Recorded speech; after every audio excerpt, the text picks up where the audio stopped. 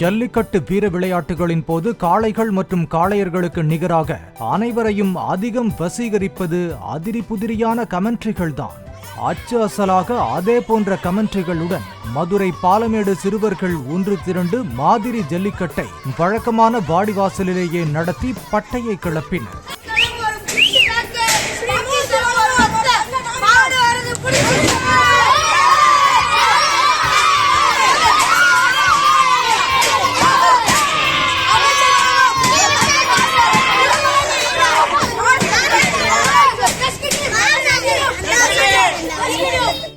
இந்த காளையை அடக்குனா அமைச்சர் வழங்கும் தங்க காசு, தொட்டுப்பார் தொட்டுப்பார் ரோசாப்பூ குலுங்குது மாடு, அது வீரத்தமிழச்சியோட மாடு, அந்த மாட்டை அடக்கிப்பார், 2 பேரும் பிடிச்சதால உங்களுக்கு பொங்கல் வாழ்த்து மட்டும்தான் என சிறுவர்கள் தெரிக்கவிட்ட கமெண்ட்ரிகளால் மாதிரி ஜல்லிக்கட்டு களை கட்டியது.